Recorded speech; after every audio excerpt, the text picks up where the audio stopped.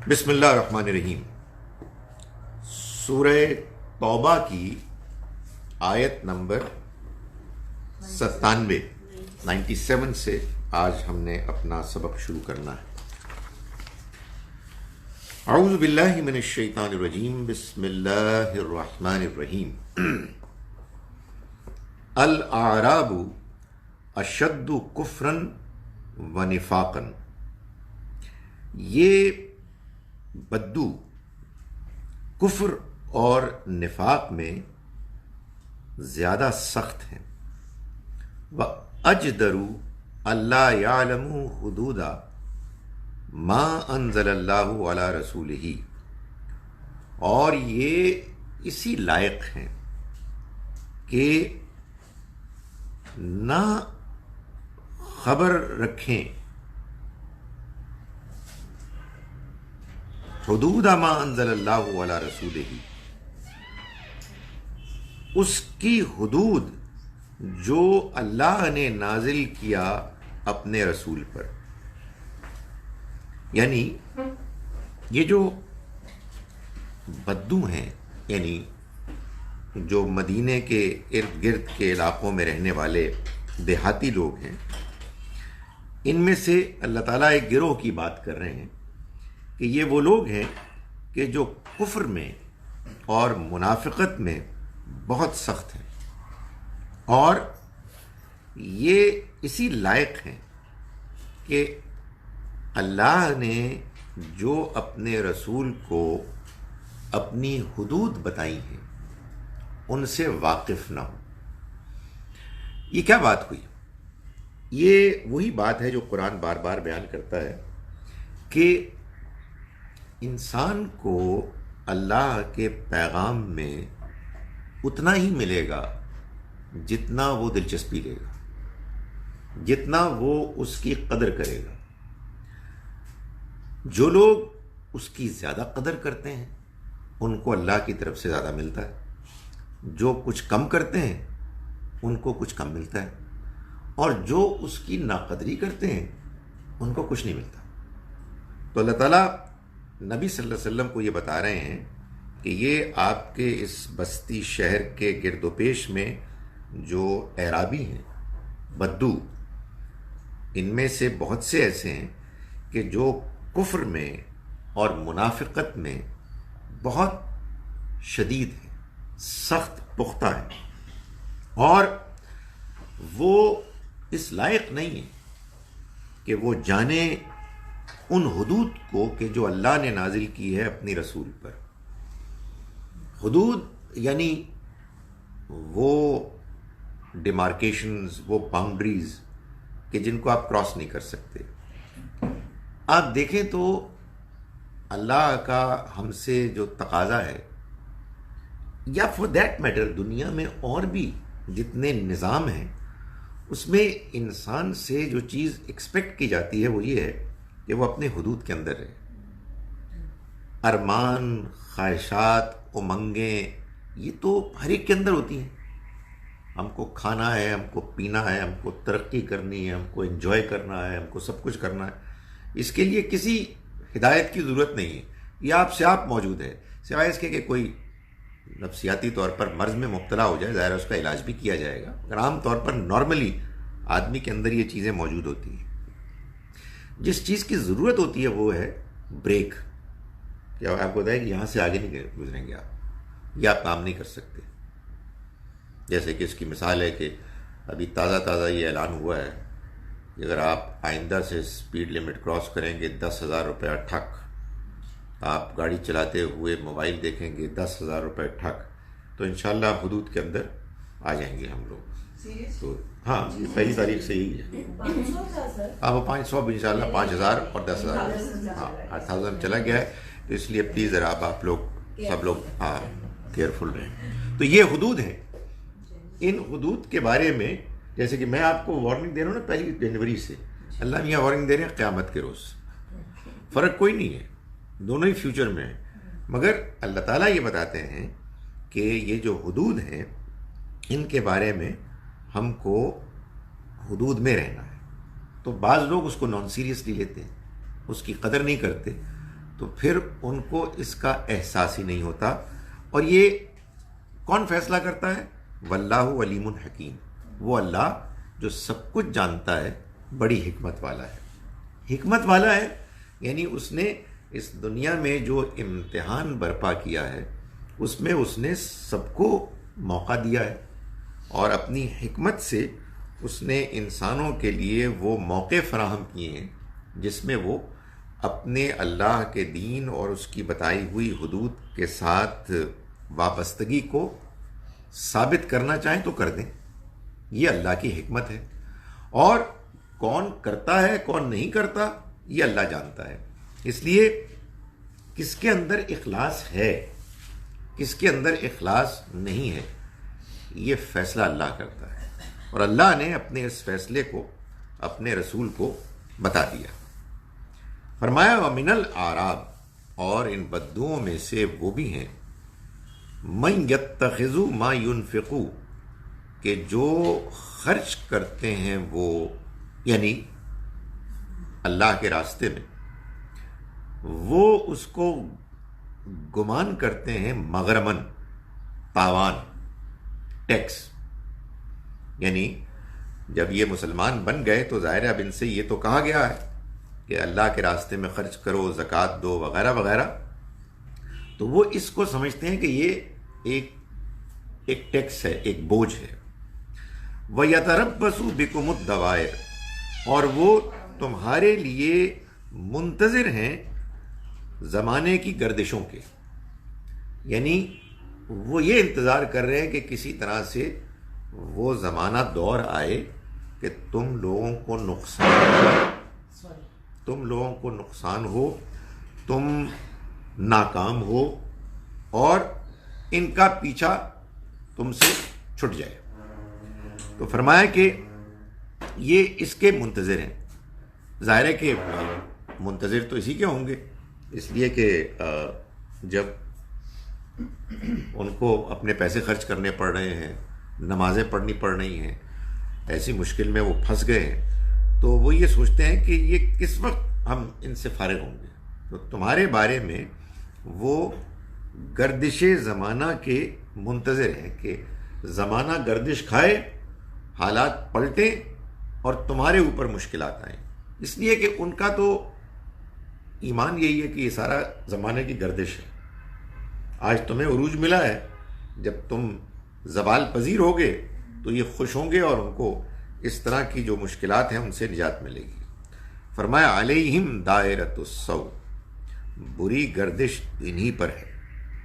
یعنی یہ ہیں کہ جو اب گردش کی برائی میں پھنس چکے ہیں. واللہ سمیع علیم، اور اللہ سننے والا جاننے والا ہے. یعنی اللہ جانتا ہے کہ ان کا جو رویہ ہے وہ ان کو اس کا مستحق نہیں بنائے گا کہ وہ اللہ کے دین کے ساتھ مخلص ہوں. اور اس وجہ سے چونکہ اب اللہ کا عذاب نازل ہو رہا ہے، اس لیے اب یہ گردش سے بچیں گے نہیں. جو ان کے اوپر اب وبال آ گیا ہے، جس مشکل میں یہ گرفتار ہو گئے ہیں، اب اس سے باہر نہیں نکلیں گے. یہ ان کی خوش فہمی ہے کہ زمانہ پھر گردش کھائے گا اور ان کے وہ زمانے واپس لوٹ آئیں گے کہ جس میں یہ اپنی منمانی کیا کرتے تھے. اللہ سننے والا جاننے والا ہے. اللہ ان کے رویوں کو دیکھنے کے بعد ان کے بارے میں فیصلہ کرتا ہے. وَمِنَ الْأَعْرَابِ مَن يُؤْمِنُ بِاللَّهِ وَالْيَوْمِ الْآخِرِ، اور بدوؤں میں سے ایسے بھی ہیں جو اللہ پر اور آخرت کے دن پر ایمان لاتے ہیں. یعنی ایمان لاتے ہیں سے مراد سچا ایمان لاتے ہیں، وہ ایمان کے جو مخلصانہ ایمان ہے. وَيَتَّخِذُ مَا يُنْفِقُ قُرُبَاتٍ عِنْدَ اللَّهِ وَالصَّلَوَاتِ الرَّسُولِ، اور وہ جو کچھ خرچ کرتے ہیں اس کو وہ گردانتے ہیں، اس کو وہ سمجھتے ہیں قربات عند اللہ، اللہ کے قرب کا ذریعہ، والصلوات الرسول، اور رسول کی دعاؤں کے حاصل کرنے کا ذریعہ. یعنی یہ بتایا کہ سارے بدو ایک طرح کے نہیں ہیں، بدوؤں میں بھی مدینے میں رہنے والے لوگوں ہی کی طرح دو طرح کے لوگ ہیں.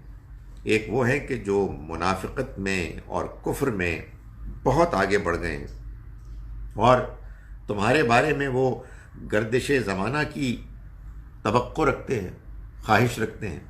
اور وہ بھی ہیں کہ جو اللہ اور آخرت کے دن پر سچا پکا ایمان رکھتے ہیں اور جو وہ خرچ کرتے ہیں اللہ کے راستے میں اس کو وہ سمجھتے ہیں کہ اللہ کا قرب حاصل کرنے کا وہ ذریعہ بن رہا ہے اور اللہ کے رسول کی دعائیں حاصل کرنے کا ذریعہ بن رہا ہے. سو یہ مخلص لوگ ہیں. معلوم یہ ہوا کہ یہ بڑی مطلوب چیز ہے کہ انسان اللہ کی راستے میں خرچ کرے، کوئی نیکی کا عمل کرے تو اس سے اس کے ہاں جو مقصود ہو وہ یہ ہو کہ مجھے اللہ کا قرب حاصل ہوگا.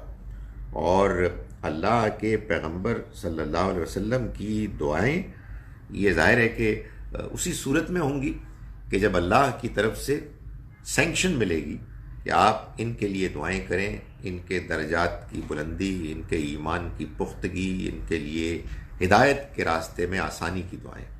تو یہ جو اہل ایمان بدو ہیں ان کا یہ رویہ تھا. اس کے برعکس جو منافق تھے وہ اللہ کے رسول سے ایک دل میں دشمنی رکھتے تھے، اس لیے وہ تو اس طرح کی کوئی توقع یا اس طرح کے ان کے اندر کوئی ٹینڈنسی، رجحان موجود ہی نہیں تھا. فرمایا الا انہا قربۃ لہم، جان لو کہ اس میں کوئی شبہ نہیں ہے کہ یہ دونوں چیزیں ان کے لیے تقرب کا ذریعہ بنیں گی. یعنی یہ جو کچھ کر رہے ہیں یہ چیزیں ان کے لیے باعث تقرب بنیں گی. اللہ کے راستے میں خرچ کرنا بھی، اللہ پر ایمان لانا بھی، یہ سب ان کے لیے اللہ کے قرب اور پیغمبر کے دعاؤں کا ذریعہ بنیں گی. سیدخلہم اللہ فی رحمتہ، اللہ ان کو داخل کرے گا اپنی رحمت میں. ان اللہ غفور الرحیم، یقیناً اللہ بخشنے والا ہے، اس کی رحمت ہمیشہ کے لیے ہے. یعنی اگر اس سارے عمل میں ان سے کچھ غلطیاں بھی ہوئی ہوں گی تو اللہ تعالیٰ ان غلطیوں کو بخشے گا، اور وہ تو وہ ذات ہے کہ جس کی رحمت اس کی کوئی انتہا نہیں ہے، وہ ہمیشہ کے لیے ہے. ان لوگوں کو بیان کرنے کے بعد اب اللہ تعالیٰ ایک، آپ سمجھیے کہ اس موقع پر جو ایمان لانے والوں میں نمایاں لوگ ہیں ان کو بیان کر رہا ہے کہ ایک جانب تو یہ منافق ہیں، مدینے میں رہنے والے اور بدو. حالانکہ بدوؤں میں کچھ اچھے لوگ بھی ہیں جو ایمان لائے ہیں، جن کا رویہ بالکل ٹھیک ہے، اور اصل میں تو یہ جماعت ہے کہ جو اللہ کے پیغمبر کے ماننے والوں کی اب موجود ہے. یہ اللہ کے اس سارے منصوبے میں ایک یوں سمجھیے کہ سب سے نمایاں ایک کامیابی ہے جو سامنے آئی ہے. یہ کون لوگ ہیں؟ والسابقون الاولون من المہاجرین والانصار، وہ مہاجر اور انصار لوگوں میں سے کہ جو السابقون الاولون، سب سے پہلے سبقت کرنے والے ہیں. یعنی جن کے سامنے جب اللہ کے دین کی دعوت آئی تو انہوں نے بغیر کسی تردد کے، ہچکچاہٹ کے وہ آگے بڑھے، انہوں نے لبیک کہی، جبکہ ابھی دور دور اس ایمان کی دعوت کے نتیجے میں کامیابی کے کوئی امکانات نظر نہیں آتے تھے. انہوں نے صرف اللہ، آخرت اور اللہ کے رسول کے ساتھ وفاداری، اس کو اپنا مقصد بنایا، اور اس کی خاطر انہوں نے تمام مشکلات کو فیس کرنے کا فیصلہ کیا. تو اللہ تعالیٰ فرماتے ہیں کہ یہ ہیں وہ لوگ جنہوں نے سبقت لی سب سے پہلے مہاجرین میں سے بھی اور انصار میں سے بھی. یہ ظاہر ہے کہ وہ رتبہ ہے کہ جو انہی لوگوں کو حاصل ہوتا ہے کہ جو کسی بات کی سچائی اور حقیقت کو جان کر حالات کی مشکلات سے بالکل بے نیاز ہو کر وہ اپنا فیصلہ کر لیتے ہیں اور پھر پیچھے مڑ کر نہیں دیکھتے. فرمایا والذین اتبعوہم بإحسان، اور وہ بھی جنہوں نے ان کی پیروی کی احسان کے ساتھ، خوبی کے ساتھ. یعنی یہ تو نہیں ہوا کہ وہ فوراً ہی بات کو سننے کے بعد آگے بڑھے. بعض لوگ سلو موورز ہوتے ہیں، سلو تھنکرز، سلو ڈیسیشن میکرز ہوتے ہیں. وہ بات کو ابھی سمجھنے کی کوشش کر رہے ہوتے ہیں. ان لوگوں کو دیکھ رہے ہوتے ہیں کہ جو فوراً ہی لبیک کہہ کے آگے بڑھ گئے. یہ ذرا کچھ تھوڑا سا جو اسیسمنٹ ہے ان کی، اس کو پوری کر کے اپنی فیصلے تک پہنچتے ہیں. لیکن جب وہ فیصلے تک پہنچ گئے تو پھر ان السابقون الاولون کی انہوں نے پیروی کی، اور پیروی کی بے احسان، خوبی کے ساتھ. اس میں پھر کوئی کسر نہیں چھوڑی. جب ایک مرتبہ بات مان لی تو ماننے کے بعد جو تقاضے تھے ان کو پورا کیا. فرمایا رضی اللہ عنہم ورضوا عنہ، اللہ راضی ہو گیا ان سے اور وہ راضی ہو گئے اس سے. یہ ہے وہ ایکسپریشن کہ جس کی وجہ سے رضی اللہ عنہ کہتے ہیں صحابہ کرام کو. رضی اللہ عنہم، راضی ہو گیا اللہ ان سے، ورضوا عنہ، اور وہ راضی ہو گیا، وہ راضی ہو گئے اس سے. اللہ راضی ہو گیا ان سے، ان کی قربانیوں سے، ان کے خلوص سے، ان کی نمازوں سے، ان کے صدقات سے، ان کی مشکلات میں جو انہوں نے صبر استقامت دکھائی، نعمتیں پا کر جو انہوں نے شکر گزاری کا اظہار کیا، ان کے ان تمام رویوں سے اللہ مطمئن ہو گیا. کیا سرٹیفکیٹ دیا اللہ تعالیٰ نے، کنفرمیشن خدا کی طرف سے.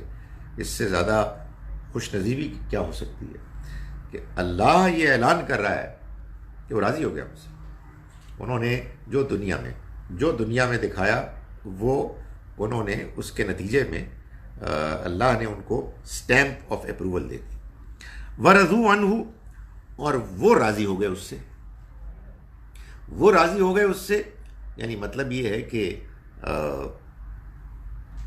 دنیا میں جو مشکلات آئیں انہوں نے اللہ سے راضی ہو کر ان کو جھیلا. جو شکر گزاری کے موقع آئے انہوں نے اللہ سے راضی ہونے کا اظہار کیا، اور جب وہ ان کو انعام دے گا تب بھی وہ راضی ہوں گے کہ جو وعدہ کیا تھا اس نے پورا کر لیا. فرمایا وَأَعَدَّ لَهُمْ جَنَّاتٍ تَجْرِي تَحْتَهَا الْأَنْهَارُ، اس نے تیار کر رکھا ہے ان کے لیے ایسے باغات کو بہتی ہوں گی جن کے نیچے نہریں، خالدین فیہا ابدا، وہ رہیں گے ان میں ہمیشہ کے لیے. یعنی یہ دنیا میں اللہ سے راضی ہوئے، اور جب جو مراحل آئے ان مراحل میں وہ پوری طرح سے اس بات پر مطمئن رہے کہ یہی تو اللہ کی طرف سے ہم کو کہا گیا تھا، اور یہ جو کچھ ہو رہا ہے یہ اس کی مہربانی سے ہو رہا ہے. اگر ہم کو کوئی آزمائش آ رہی ہے یہ بھی اللہ کی طرف سے ہے، ہم اس کی آزمائش پر راضی ہیں. جو کچھ وہ حالات ہمیں دے رہا ہے ہم اس کے ان حالات کو پوری طرح سے ویلکم کرتے ہیں. تو اللہ تعالیٰ ان کے لیے آخرت میں ان کو انعام کے طور پر ان کو ایسے باغات دے گا جن کے نیچے نہریں جاری ہوں گی، خالدین فیہا ابدا، وہ ان میں ہمیشہ رہیں گے. یہ ظاہر ہے کہ ایک اختصار کے ساتھ تعبیر ہے اس چیز کی کہ اللہ ان کو آخرت میں وہ سب کچھ دے گا کہ جو ان کا جی چاہے گا. یہ جو ہے نا جنات تجری تحتها الانہار، یہ جو بہت آتا ہے، یہ اصل میں اس زمانے کے لوگوں کی، جو اس زمانے کے عرب بدو تھے، یہ ان کی توقعات میں جو بہترین زندگی کا نمونہ تھا، یہ اصل میں اس کو بیان کیا گیا ہے. اور قرآن نے یہ بتا دیا ہے کہ یہ جو بیان ہے یہ اصل میں متشابہات ہے، یعنی استعارے کی زبان ہے، میٹافوریکل. سو ظاہر ہے کچھ نہ کچھ تو بتانا تھا نا، تو یہ اس ڈسکرپشن کو بیان کیا گیا. اور جا بجا قرآن مجید میں جنت کی ایسی باتیں ڈسکرائب کی گئی ہیں کہ وہ ہر ایک کے لیے اپیلنگ ہے. یعنی ان کو ملے گا وہ سب کچھ کے جو وہ مانگیں گے، ان کو ملے گا وہ سب کچھ کے جو وہ چاہیں گے، اور ہمارے پاس مزید بھی ہوگا. یعنی ہمارا چاہنا، انسانوں کا چاہنا تو بڑا محدود ہے، اللہ اس کے علاوہ بھی دے گا. وہ ان کے تمام رشتہ داروں، والدین، اولاد، بیوی، شوہر وغیرہ جن کے ساتھ وہ دنیا میں رہتے تھے اور وہ بھی کامیاب ہو گئے اور یہ بھی کامیاب ہو گئے، سب کو وہ اکٹھا کر دے گا اور ایک اچھی زندگی کے لیے، ہمیشہ کے لیے رہنے کا موقع دے گا. وہاں ان کو اللہ کی رضا حاصل ہوگی، وہاں وہ کبھی لوٹنے کا نام نہیں لیں گے. کوئی نہیں جانتا کہ اللہ نے وہاں رہنے والوں کی آنکھوں کی ٹھنڈک کے لیے، ان کی خوشی اور اطمینان کے لیے کیا کیا کچھ سامان، کیا کیا کچھ انتظامات ہیں کہ جن کو اس نے مہیا کیے ہوئے ہیں.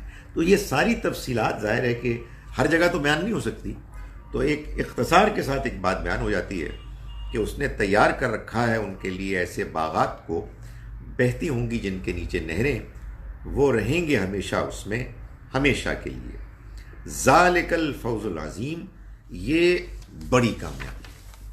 یعنی مطلب یہ ہے کہ یہ وہ کامیابی ہے کہ جس کے لیے انسان کو تگ و دو کوشش کرنی چاہیے. باقی یہ دنیا کی کامیابی جس کی خاطر بہت سے لوگ اللہ کے پیغام کو نظر انداز کر دیتے ہیں، یہ کچھ بھی نہیں ہے. یہ تو ایک محض ایک امتحان ہے جس میں اللہ تعالیٰ کسی کو کسی آزمائش میں ڈالتا ہے، کسی کو کسی آزمائش میں ڈالتا ہے. فرمایا کہ وَمِمَّنْ حَوْلَكُمْ مِنَ الْأَعْرَابِ مُنَافِقُونَ، اور تمہارے گرد جو بدوؤں میں سے لوگ ہیں، بہت سے منافق ہیں. یہ مسلمانوں کو کہا گیا ہے کہ یہ جو گرد و پیش میں بدو رہتے ہیں، اس میں بہت سے لوگ منافق ہیں. ومن اہل مدینہ، اور مدینے والوں میں سے بھی. تو ان کے بارے میں چوکس رہو. یہ سارے لوگ کہ جو تمہارے پاس آ کے ایمان کے بڑے بڑے دعوے کرتے ہیں، ان سے ذرا ہوشیار رہو. مردوا علی النفاق، یہ اپنے نفاق میں بہت ماہر ہو گئے ہیں، بہت طاق ہو گئے ہیں. یعنی یہ اس قدر چالاکی کے ساتھ جھوٹ بولتے ہیں، اس قدر مکاری کے ساتھ تمہارے ساتھ رویہ اختیار کرتے ہیں کہ تم خیال کرتے ہو کہ شاید تمہارے سے بہت مخلص ہیں. لیکن یہ اپنے منافقانہ رویے میں ایکسپرٹس ہو چکے ہیں. سو بی کیئرفل. لا تعلمون، تم ان کو نہیں جانتے. نحن نعلمہ، ہم ان کو جانتے ہیں. یعنی مطلب یہ ہے کہ ہم نے کسی انسان کو کسی کے دل میں جھانکنے کی صلاحیت نہیں دی ہے، اور نہ اجازت دی ہے کہ آپ لوگوں کے بارے میں بدگمانی کریں. یہ جو قرآن میں بار بار منافقوں کا ذکر آیا ہے، یہ اللہ تعالیٰ بتا رہا ہے. ہم انسانوں کو اللہ نے یہ اختیار نہیں دیا ہے کہ ہم کسی شخص کے بارے میں یہ کہیں کہ وہ منافق ہے. اس لیے ہمیں تو انسانوں سے ہمدردی کرنی ہے، اور اگر کوئی غلطی کرتا ہے تو غلطی پر اس کی اصلاح کرنی ہے. یہ نفرتیں، لوگوں کے باطن میں جھانک کر ان کو برا بھلا کہنا، یہ اللہ نے نہیں سکھایا ہے۔ مسلمان کے ساتھ ایک بڑی مشکل یہ آئی ہے کہ وہ جب قرآن پڑھتا ہے تو قرآن مجید میں بعض اوقات کیا بہت دیکھتا ہے کہ اللہ تعالیٰ بہت غصے ہو رہے ہیں، اور بعض لوگوں کو وہ بہت زیادہ تنبیہ کر رہے ہیں، وارن کر رہے ہیں، اور ان کو برے انجام کے بارے میں آگاہ کر رہے ہیں۔ تو بہت سے مسلمان یہ خیال کرتے ہیں کہ اب ہم کو بھی یہ ذمہ داری نبھانی ہے۔ نہیں سر، آپ کو نہیں نبھانی، پلیز۔ آپ کو ہمدردی سے پیغام پیش کرنا ہے، ہاں اللہ کا پیغام پیش کریں کہ اللہ تعالیٰ یہ فرما رہے ہیں، کسی کو پوائنٹ آؤٹ نہ کریں، اس لیے کہ لا تعلمو، تم نہیں ان کو جانتے، نحن نعلم، ہم ان کو جانتے ہیں۔ آپ کسی کے دل میں نہیں جھانک سکتے، آپ تو اپنی فکر کریں، اپنے ایمان کی، اپنی ہدایت کی، اپنی اصلاح کی۔ تو اللہ تعالیٰ فرماتے ہیں تم ان کو نہیں جانتے ہو، ہم ان کو جانتے ہیں۔ سنعذبهم مرتين، ہم ان کو عذاب دیں گے 2 مرتبہ، ثم يردون الى عذاب عظیم، پھر ہم ان کو دھکیل دیں گے ایک بڑے عذاب کی طرف۔ یعنی ایک عذاب ہم ان منافقوں کو دیں گے اس دنیا میں، جب یہ کسی نہ کسی شکل میں پکڑے جائیں گے اور ان کے اوپر اللہ کی پکڑ آئے گی۔ دوسرا عذاب یہ جب مریں گے تو موت کے وقت ان کو ملے گا، اور چونکہ یہ پیغمبر کے انکار کرنے والے ہیں تو یہ موت کے بعد بھی ان کے لیے جاری رہے گا قبر میں، اور پھر اس کے بعد ایک بڑے عذاب کی طرف، یعنی قیامت کے بعد جہنم کے عذاب کی طرف لے جائے جائیں گے۔ وَآخَرُونَ اعْتَرَفُوا بِذُنُوبِهِمْ، اور کچھ اور بھی لوگ ہیں ان کے علاوہ۔ یہ دیکھیں کیا ہو رہا ہے مدینے میں، اس علاقے میں، عرب کی سرزمین میں جو لوگ بھی موجود ہیں ان کو الگ الگ کیا جا رہا ہے۔ یہ اصل میں کیوں ہو رہا ہے؟ قیامت برپا ہو گئی، چھوٹی قیامت برپا ہو گئی تھی۔ رسول جب بھی آتے ہیں ان کے آنے کے بعد ایک ڈیڈ لائن کے گزر جانے کے بعد لوگوں کو ایسے الگ الگ کر دیا جاتا ہے جیسے قیامت کے روز اللہ تعالیٰ تمام انسانوں کو الگ الگ کر دیں۔ یہ اصل میں قیامت کی ایک چھوٹی سی ڈیمونسٹریشن ہوتی ہے اس کے آنے سے پہلے۔ تو آپ یہ سورہ مبارکہ تو اصل میں ہے ہی وہ سورہ، یہ اس دنیا میں جو آخری مرتبہ قیامت برپا ہوئی تھی یہ اس کا بیان ہے سورہ توبہ۔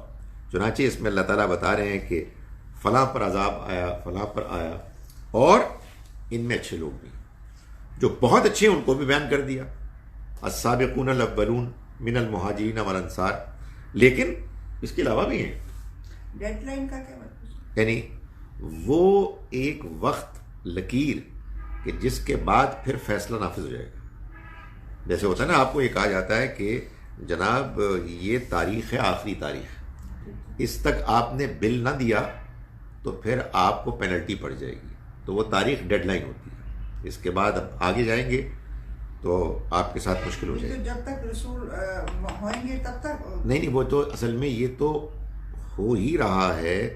اللہ کے رسول صلی اللہ علیہ وسلم کی زندگی میں، آپ کی زندگی میں بھی فوراً عذاب نہیں آیا تھا، اس ڈیڈ لائن کے آنے کے بعد عذاب آیا تھا۔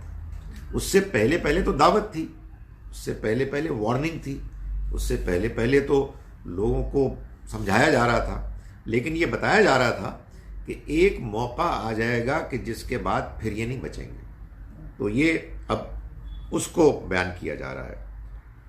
وَآخَرُونَ اعْتَرَفُوا بِذُنُوبِهِمْ، اب یہ ایک اور گروہ کا ذکر آ رہا ہے جو میں کہتا ہوں کہ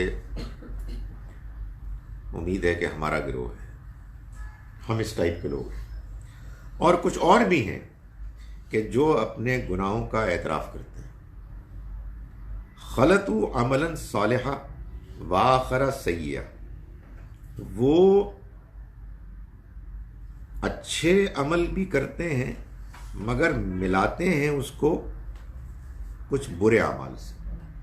کبھی اچھا کر لیا، کوئی برا کر لیا، لیکن اپنے گناہوں کا اعتراف کرتے ہیں۔ عسى اللہ ان یتوب علیہم، امید ہے کہ اللہ ان پر عنایت کرے گا۔ ان اللہ غفور الرحیم، اللہ مغفرت کرنے والا، رحم کرنے والا ہے۔ ان کو الگ کیا ہے، یہ وہ نہیں ہے السابقون الاولون من المہاجرین والانصار، اور وہ بھی نہیں ہے الذین اتبعوہم باحسان، یہ ایک اور کیٹیگری ہے۔ یہ وہ لوگ ہیں کہ جو غلطیاں بھی کرتے ہیں، اچھائیاں بھی کرتے ہیں، اور اپنی غلطیوں کا اعتراف کرتے ہیں۔ تو امید ہے کہ اللہ ان کو معاف کرے گا، اس لیے کہ اللہ مغفرت کرنے والا، رحم کرنے والا ہے۔ خذ من اموالہم صدقۃ، آپ ان کے مال میں سے صدقہ قبول کریں، تطہرہم وتزکیہم بہا، اور ان کو پاک کریں اور ان کا تزکیہ کریں اس کے ذریعے سے۔ کس کو کہہ رہے ہیں؟ نبی صلی اللہ علیہ وسلم ان کو کہہ رہے ہیں کہ آپ ان سے صدقہ لیں اور ان کو پاک کریں اور ان کا تزکیہ کریں اس صدقے کے ذریعے سے۔ وصلی علیہم، اور ان کے لیے دعا کریں۔ ان صلاتک سکن لہم، آپ کی دعا ان کے لیے تسکین کا ذریعہ بنتی ہے۔ واللہ سمیع علیم، اور اللہ سننے والا ہے، جاننے والا ہے۔ یعنی اللہ تعالیٰ یہاں فرما رہا ہے کہ کچھ اور لوگ بھی ہیں کہ جو اگرچہ کہ السابقون الاولون میں سے تو نہیں ہیں، مگر وہ مانتے ہیں کہ ان کی غلطیاں ہیں اور اپنی غلطیوں کا اعتراف کرتے ہیں، اچھائیاں بھی کرتے ہیں، برائیاں بھی کرتے ہیں۔ تو نبی صلی اللہ علیہ وسلم کو اللہ نے ہدایت کی کہ آپ ان کے مال میں سے صدقہ قبول کریں اور اس کے ذریعے سے آپ ان کو پاک کریں۔ یعنی مطلب یہ ہے کہ اب ان کو مائل کریں اس طرف کہ اپنے آپ کو ٹھیک کریں، جو غلطیاں ہو گئیں ان پر اللہ سے معافی مانگیں، اپنے اعمال کو درست کریں۔ اور اس میں دو الفاظ استعمال کیے گئے ہیں، ایک یہ کہ آپ ان کو پاک کریں اور دوسرا ان کا تزکیہ کریں۔ ایک کا مطلب ہے کہ آپ ان کے اعمال کو ٹھیک کریں، آپ ان کے ظاہر کو بہتر کریں۔ یعنی یہ ایسا بھی نہیں ہے کہ بہت زیادہ سیریس تھے اور ایسا بھی نہیں ہے کہ بالکل نان سیریس تھے، وہ درمیان میں تھے۔ تو اب ان سے کہیں کہ یہ سیریس ہو جائے اور اپنے آپ کو ٹھیک کر لیں۔ اس کا طریقہ کیا ہے؟ اللہ کے راستے میں خرچ کریں اور اپنے آپ کو بہتر کریں، اپنے اعمال کو درست کریں۔ یہ ہے تطہیر، اپنے آپ کو پاک کریں، اپنے آپ کو اپنے سے ان دھبوں کو دھوئیں کہ جو ان پر بد اخلاقی کے پڑے ہوئے ہیں، اور اپنے اخلاق، کردار اور دین کو بہتر کریں، یعنی اس میں نشو و نما، ایکسلنس پیدا کریں۔ یہ ہے تزکیہ۔ اصل میں تزکیے میں یہ دونوں ہی چیزیں ہیں۔ تزکیہ نام ہے پاکیزگی کا اور پھر بہتری کا، بڑھوتی کا، اضافے کا۔ لیکن یہاں چونکہ تزکیے سے پہلے پاکیزگی آ گئی، تو اس کا مطلب یہ ہوا کہ تزکیے کی پاکیزگی والا حصہ تو تطہرہم نے لے لیا، وہ ہو گیا۔ اب جو تزکیے کا دوسرا حصہ ہے، یعنی ایکسلنس، بہتری، بڑھوتی، اس کو یہاں مراد لیا گیا ہے۔ یہ اللہ تعالیٰ چاہتے ہیں کہ تمام دنیا کے انسان اپنے اندر پیدا کریں۔ یہ دین کا مقصد ہے۔ اس دین کا مقصد یہ ہے کہ ہم اس کو مان کر اور اس کو اختیار کر کے ہم اپنا تزکیہ کریں، یعنی ہم اپنے اندر کی خامیوں کو دور کریں اور اپنی خوبیوں کو آگے بڑھائیں، اپنے اندر اخلاقی اور روحانی طور پر بہتری پیدا کریں۔ اخلاقی بہتری یعنی بندوں کے ساتھ اچھے ہوں، روحانی بہتری یعنی اللہ کا قرب حاصل کریں. سو ان لوگوں کو، ہم لوگوں کو اللہ تعالیٰ یہ کہہ رہے ہیں کہ ان سے یہ کہیں کہ یہ اپنے آپ کو پاک کریں اور اپنا تزکیہ کریں. جو نبی صلی اللہ علیہ وسلم کی زندگی میں موجود تھے ان کے بارے میں آپ کو ہدایت کی گئی کہ آپ ان کے ساتھ یہ معاملہ کریں. ان کے اندر اخلاص ہے مگر ان کے عمل میں کوتاہیاں بھی. اب انہوں نے زور لگانا ہے، اللہ کے راستے میں خرچ کرنا ہے، اپنی اصلاح کرنی ہے. آپ اس کے ذریعے سے ان کو پاک کریں، ان کا تزکیہ کریں اور ان کے لیے دعا کریں. ان الصلاۃ کا سکن لہم، آپ کی دعا ان کے لیے باعث تسکین ہوگی. واللہ سمیع علیم، اللہ سننے والا جاننے والا ہے. میں نے آپ سے گزارش کی نا کہ سورہ توبہ چھوٹی قیامت کا بیان ہے. چھوٹی قیامت جو تھی وہ بڑی قیامت کی ریفلیکشن تھی. اس میں یہ پتہ کیا ہے، یہ بیان ہے نبی صلی اللہ علیہ وسلم کی شفاعت سفارش. یہی قیامت کے روز ہوگی. جو لوگ اچھا بننے کی کوشش کر رہے ہیں، جو لوگ سٹرگل کر رہے ہیں اپنی اصلاح کے لیے، جو ان کے لیے ممکن ہے وہ کر رہے ہیں، انہیں احساس ہے کہ ان سے غلطیاں ہوئی ہیں، وہ اپنی غلطیوں پر نادم ہیں، وہ اپنے آپ کو امپروو کرنے کی کوشش کر رہے ہیں، تو اللہ تعالیٰ خوشخبری دے رہا ہے کہ اگر یہ ایسے کرتے رہیں گے تو ان کے لیے اللہ کے پیغمبر کی وہ دعا، وہ شفاعت میسر آئے گی جس کو اللہ سنے گا. اللہ سننے والا ہے. اور کیوں سنے گا؟ اس لیے کہ اللہ جاننے والا ہے، یعنی وہ جانتا ہے کہ کون ہے کہ جو اس کو ڈیزرو کرتے ہیں. تو اس سے معلوم ہوا کہ جو شفاعت ہے دعا رسول کی، وہ سب مسلمانوں کے لیے نہیں ہوگی. یہ اصل میں ان کے لیے ہوگی کہ جو اپنی ایفرٹ، اپنے رویے سے اس کو ڈیزرو کرے. ہمارے ہاں بدقسمتی سے چونکہ دین کے معاملات میں بہت زیادہ گڑبڑ ہوئی ہے اس کے سمجھنے میں، تو دو بڑی مشہور غلط فہمیاں ہیں جنہوں نے کہ ہمارے مسلمانوں کے اندر مسلمان ہونے کے باوجود اتنی بد اخلاقی کو عام کیا ہے کہ جس کے بعد معلوم ہوتا ہے کہ لوٹنے کا کوئی امکان ہی نہیں. ایک یہ غلط فہمی کہ جو کلمہ پڑھے گا جنت میں جائے گا، اور ایک دوسری یہ غلط فہمی کہ چونکہ ہم نبی صلی اللہ علیہ وسلم کی امت میں سے ہیں اس لیے ہماری سفارش ہو جائے گی. اس کے بعد آپ کسی ایسے شخص کو کہ جو اس غلط فہمی میں مبتلا ہے آپ ٹھیک کر ہی نہیں سکتے. وجہ یہ ہے کہ وہ بڑے اطمینان کے ساتھ رشوت لیتا ہے، وہ پورے خلوص کے ساتھ جھوٹ بولتا ہے، وہ پورے آخرت کی کامیابی کی یقین کے ساتھ وہ لوگوں کو دھوکہ دیتا ہے. کیوں؟ اس لیے کہ اس نے کلمہ پڑھا ہوا ہے، اس لیے کہ اس کی سفارش ہو جائے گی. قرآن اس کا انکار کرتا ہے. غضب خدا کا اگر یہ ہونے لگے تو پھر دنیا تو دھاندلی پہلے ہی ہے، آخرت بھی اللہ معاف کرے دھاندلی ہوگی. آخرت میں کوئی دھاندلی نہیں ہوگی. خدا تعالیٰ نے اس کو کلیریفائی کیا ہے، اس کو واضح کیا ہے کہ وہاں پوری طرح سے اللہ کی طرف سے انصاف ہوگا. مولوی صاحب ہمیشہ کوئی نہ کوئی غلطی کرتے ہیں، تو اس مرتبہ وہ غلطی نہ کرتے، یہ کیسے ہو سکتا ہے؟ سر یہ جو شفاعت آپ ابھی بتا رہے تھے، سوال تو آخر میں ہوں گے. اسی کے کہ سب مسلمانوں کے لیے نہیں ہوگی، ان لوگوں کے لیے ہوگی جو جن کے اعمال اچھے. جی جی سر یہ نہیں گیا پروگرام صاحب، نہیں گیا، لیکن آواز ہلکی، اب بہتر آواز کے ساتھ جائے گا. آپ لوگ یاد کرا دیا کریں جی، یہ ہمارے ساتھ آئے گا. ہاں آپ یہ دیکھ رہے تھے کہ کوئی کمی ہے.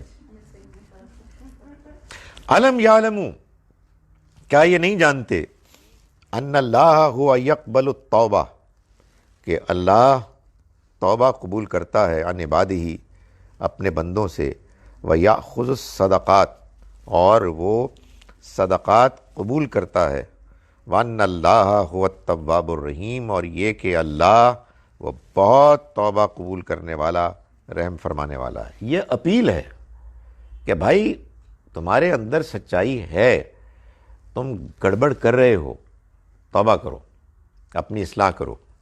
یہ بات قرآن نے اور جگہوں پہ بھی کہی ہے، اللہ بہت معاف کرنے والا ہے، اللہ غفور الرحیم ہے، لیکن تمہیں اس سے معافی مانگنی ہے، تم نے اس کے سامنے توبہ کرنی ہے تو وہ معاف کرے گا، نہ کہ یہ کہ تم اس خوش فہمی میں مبتلا ہو جاؤ کہ تم چونکہ امت مرحومہ ہو، یعنی تمہیں تو ویسے ہی معاف کر دیا گیا ہے، تو اس لیے تم جو کچھ بھی کرو گے تمہیں اللہ کے ہاں کامیابی حاصل ہوگی۔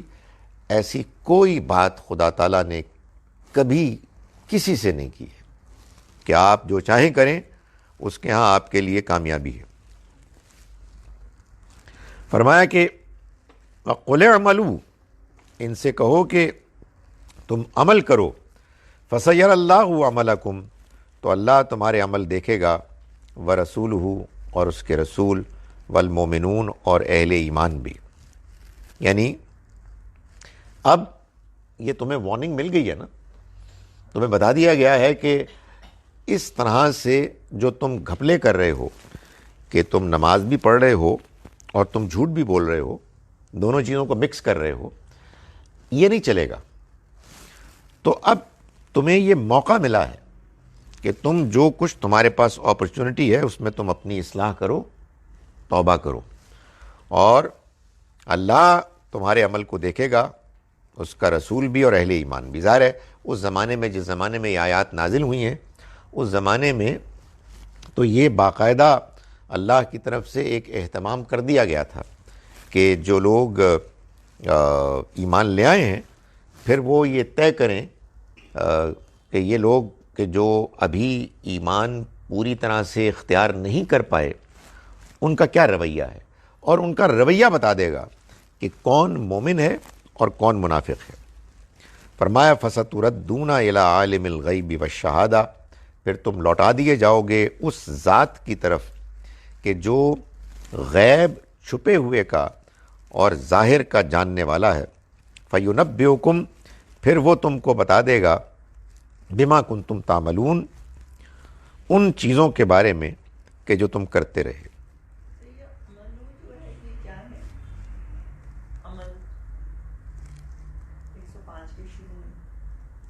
عملکم، قُلِ اعْمَلُوا فَسَيَرَ اللَّهُ عَمَلَكُمْ، تم عمل کرو تو دیکھے گا اللہ تمہارا عمل۔ عمل یعنی تمہارا، ہاں تمہارا پورا جو رویہ ہے اس کو دیکھے گا۔ اچھا عمل کرو، اللہ تمہارے اعمال کو دیکھے گا، یعنی تم اپنے صحیح رویہ اور اخلاص سے اس کو ثابت کرو۔ وَآخَرُونَ مُرْجَوْنَ لِأَمْرِ اللَّهِ، اسی طرح سے کچھ اور بھی ہیں کہ جو مرجون لامر اللہ، جن کا معاملہ اللہ کے ہاں رکا ہوا ہے، یعنی ان کا فیصلہ ابھی نہیں ہوا ہے۔ وَإِمَّا يُعَذِّبْهُمْ، یا تو وہ ان کو عذاب دے گا، وَإِمَّا يَتُوبُ عَلَيْهِمْ، یا ان کی توبہ قبول کرے گا۔ واللہ علیم حکیم، اور اللہ جاننے والا ہے، حکمت والا ہے۔ یہ معلوم ہوتا ہے ایک اور کیس ہے، سارے کیسز بیان ہونے تھے نا، یہ ایک اور کیٹیگری ہے۔ یہ معلوم ہوتا ہے احادیث سے کہ 3 افراد تھے جو نہیں گئے تبوک میں۔ یہ جو پیچھے لوگ ہیں ان کے بارے میں بھی یہ کہا گیا کہ ان میں سے بھی لوگ تھے بعض کے جو نہیں گئے، لیکن انہوں نے بہت مخلصانہ توبہ کی، اور معلوم ہوتا ہے کچھ نہ کچھ ان کے پاس ایکسکیوز بھی تھا۔ یہ 3 جو لوگ تھے ان کا نام بھی باقاعدہ آتا ہے، کوئی کعب بن مالک ہیں، اور کوئی ہلال، حضرت ہلال ہیں ان کا نام، ہاں جی، یہ جو نام ہیں یہ باقاعدہ بیان کیے گئے ہیں، اور یہ بتایا گیا ہے کہ ان کے حالات بھی ٹھیک تھے، ان کو کوئی پرابلم بھی نہیں تھی، اور بغیر کسی ایکسکیوز کے محض اپنی کوتاہی کی وجہ سے وہ نہیں گئے، اور جب وہ واپس لوٹے مسلمان تو انہوں نے اپنی غلطی کا اعتراف کیا. یعنی منافق نہیں تھے، مگر منافق نہیں تھے سے مراد یہ ہے کہ ان کے اندر اسلام مسلمانوں کی دشمنی نہیں تھی، وہ اہل ایمان میں سے تھے، مگر ان سے غلطی ہوگی، بڑی غلطی ہوگی، اور انہوں نے اس کا اعتراف کر لیا. مگر اعتراف اتنا مخلصانہ نہیں تھا جتنا ہونا چاہیے تھا. یعنی بعض اوقات انسان کے اندر احساس کی کمی ہوتی ہے، تو اللہ تعالیٰ نے ان کا معاملہ ڈیفر کر دیا. چاہے اللہ ان کو عذاب دے، چاہے اللہ ان کو معاف کر دے. اور ڈیفر ایسے کیا ہے کہ کچھ ہفتے مہینے گزرے، جس کے بعد پھر ان کا فیصلہ آیا. جو بعد میں آیات آئیں گی تو اس کو ہم ڈسکس کریں گے، لیکن یہاں جو اس کو ڈیفر کرنے کا ایک اور معاملہ وہ یہ ہے کہ ان کا بیان بھی اللہ نے ڈیفر کر دیا. یہاں یہ بات بیان کی، اس کے بعد ان کا بیان آگے نہیں بڑھایا، ان کے بارے میں مزید گفتگو نہیں کی. یہ کون لوگ ہیں؟ اگر اس چھوٹی قیامت سے بڑی قیامت کی طرف جائیں، یہ اللہ معاف کرے وہ لوگ ہیں جو کچھ دیر کے لیے جہنم میں جائیں گے. ان کا فیصلہ ایسے نہیں ہوگا. ان کی توبہ مخلصانہ نہیں تھی، لیکن وہ منافق نہیں تھے، وہ کافر نہیں تھے، لیکن یہ بھی نہیں تھا جو بہت سیریس تھے. کچھ لوگوں نے تو اپنی غلطی کے بعد سیریسلی توبہ کر لی. اللہ نے کہا کہ اگر یہ جاری رکھیں گے یہ ٹھیک ہو جائیں گے. اور کچھ لوگ ہیں منافق، کافر نہیں تھے، غلط کام کیے، مان بھی لیا، لیکن ماننے کا ایک مطلب یہاں یار ٹھیک ہے، وہ جو ماننے کا مطلب ہوتا ہے دل سے انسان کہے کہ خدایا میں برباد ہو گیا، میں رسوا ہو گیا، میرے سے یہ ہوا کیسے، تو موجود تھا اور میں تیرے سامنے یہ کرتا رہا، میں نے تو اپنا نقصان کر دیا. یہ جو جو ہوتی ہے نا انسان کے اندر ریئلائزیشن، وہ نہیں تھی. تو پھر ان کے لیے اللہ تعالیٰ ایک الگ ٹریٹمنٹ کریں گے. یہاں بھی وہی ٹریٹمنٹ ہے جس کو بیان کیا جا رہا ہے کہ ان کا معاملہ چھوڑ دیا گیا ہے. جب تک کہ وہ معاملہ نہیں ہوگا جو ان کے اندر ہونا چاہیے تھا، اس وقت تک اس کو اٹھا رکھا گیا ہے، ڈیفر کر دیا گیا ہے. میں ان آیات کا ترجمہ ایک مرتبہ پھر کر رہا ہوں. ہم نے آج اس کا سبق شروع کیا تھا آیت نمبر 97 سے، 97 سے. بسم اللہ الرحمن الرحیم. الاعراب اشد کفرا ونفاقا واجدر الا یعلموا حدود ما انزل اللہ علی رسولہ.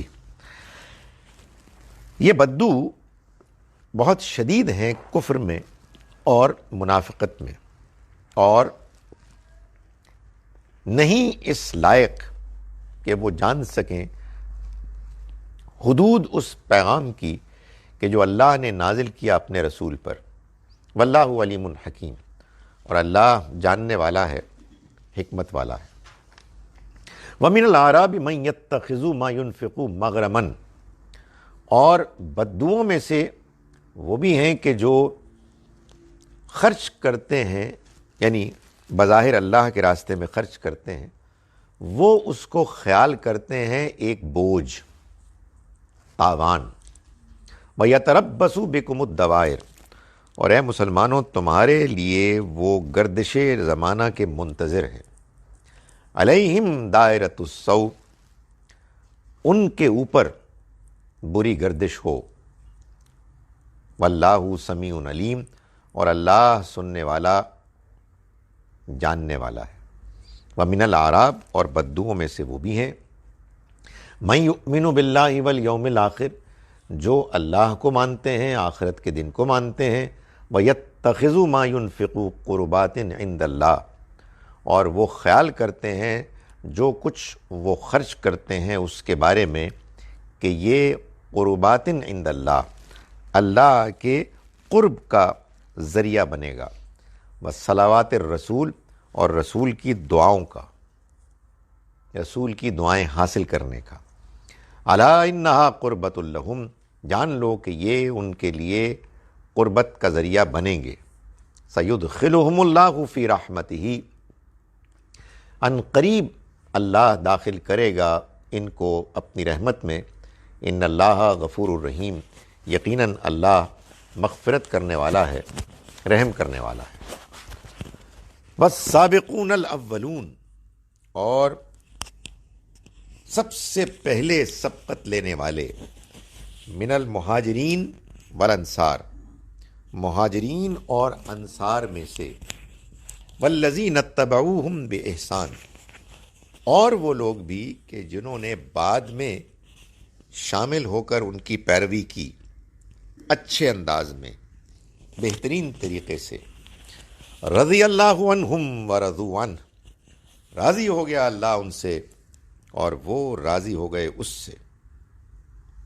وَأَعَدَّ لَهُمْ جَنَّاتٍ تَجْرِي، اور اس نے تیار کر رکھا ہے ان کے لیے ایسے باغات کو، تجری تحت الانہار، بہتی ہوں گی جس کے نیچے نہریں، خالدین فیہا ابدا، وہ رہیں گے اس میں ہمیشہ کے لیے۔ ذالک الفوز العظیم، یہ بڑی کامیابی ہے۔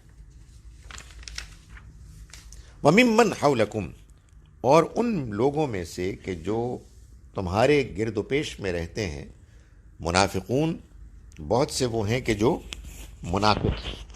وَمِنْ أَهْلِ الْمَدِینَہ، اور مدینے والوں میں سے بھی، یعنی بدوؤں میں سے بھی جو باہر رہتے ہیں، اور مدینے والوں میں سے بھی ایسے ہیں کہ جو منافق ہیں۔ مرضوا علی النفاق، وہ منافقت میں ماہر ہو چکے ہیں، انہوں نے منافقت میں ایک ایکسپرٹیز حاصل کر لی ہے۔ لا تعلمہم، تم نہیں جانتے ان کو، نحن نعلمہم، ہم ان کو جانتے ہیں۔ سنعذبہم مرتین، ہم ان کو عذاب دیں گے 2 مرتبہ، ثم یردون، پھر وہ لوٹا دیے جائیں گے، الی عذاب عظیم، ایک بڑے عذاب کی طرف۔ وآخرون اعترفوا، اور کچھ اور بھی ہیں جنہوں نے اعتراف کیا بذنوبہم، اپنے گناہوں کا۔ خلطوا عملا صالحا، وہ مکس کرتے ہیں، ملاتے ہیں اچھے اعمال، وآخر سیئا، اور کچھ اور کہ جو برے ہیں۔ عسى اللہ ان یتوب علیہم، امید ہے کہ اللہ ان کی طرف نظر عنایت کرے گا۔ ان اللہ غفور الرحیم، اللہ مغفرت کرنے والا، رحم کرنے والا ہے۔ خذ من اموالہم صدقۃ، آپ ان کے مال میں سے صدقہ قبول کریں، تطہرہم وتزکیہم بہا، آپ ان کو پاک کریں اور ان کا تزکیہ کریں اس کے ذریعے سے۔ وصلی علیہم، اور ان کے لیے دعا کیجیے۔ ان صلاتک سکن لہم، آپ کی دعا ان کے لیے سکینت کا، تسکین کا باعث ہوگی۔ واللہ سمیع علیم، اور اللہ سننے والا، جاننے والا ہے۔ علم یعلموا، کیا یہ نہیں جانتے، ان اللہ ہوا یقبل التوبہ، کہ اللہ توبہ قبول کرنے والا ہے، عن عبادہ، اپنے بندوں سے، ویأخذ الصدقات، اور وہ صدقات قبول کرنے والا ہے۔ وان اللہ هو التواب الرحیم، اور یہ کہ اللہ بہت توبہ قبول کرنے والا، رحم کرنے والا ہے۔ وقل اعملوا، آپ کہیے کہ کرو تم عمل، فسیر اللہ عملکم، تو اللہ دیکھے گا تمہارے عمل کو، ورسولہ، اور اس کا رسول بھی، والمومنون، اور اہل ایمان بھی۔ اس عمل سے مراد عمل کرو، یعنی وہ جو بھی ہے، اچھا ہو یا برا ہو، تم عمل کرو، اللہ تمہارا عمل دیکھے گا، اللہ کا رسول اور اہل ایمان۔ وَسَتُرَدُّونَ إِلَىٰ عَالِمِ الْغَيْبِ وَالشَّهَادَةِ، اور پھر تم لوٹائے جاؤ گے اس ذات کی طرف کہ جو غیب اور ظاہر کا جاننے والا ہے۔ فَيُنَبِّئُكُمْ، پھر وہ تمہیں بتا دے گا، بِمَا كُنتُمْ تَعْمَلُونَ، اس بارے میں کہ جو تم عمل کیا کرتے تھے۔ وآخرون، اور کچھ اور بھی ہیں، مرجون لامر اللہ، کہ جن کا فیصلہ اللہ کے ہاں رکا ہوا ہے. اما یعذبہم، چاہے تو وہ ان کو عذاب دے، و اما یتوب علیہم، اور چاہے تو وہ ان کی توبہ قبول کرے. واللہ علیم حکیم، اور اللہ جاننے والا حکمت والا ہے. آپ کیجئے جناب سوال، آپ کا پہلا سوال. میں نے آپ کا سوال روکا تھا. سر اس کے بعد جی میں تھرو آؤٹ شرمندہ رہا.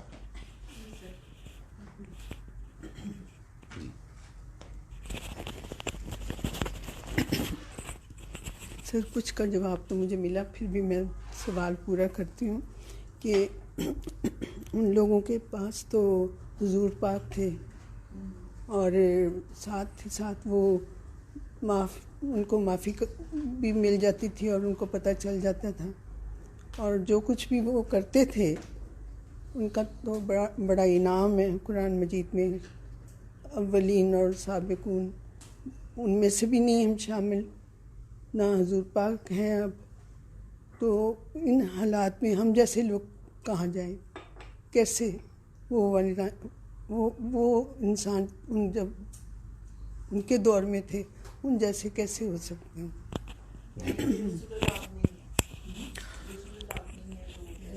دیکھیے، گزارش یہ ہے کہ خدا تعالیٰ نے دنیا میں جو امتحان ڈیزائن کیا ہے وہ بالکل فیئر امتحان ہے.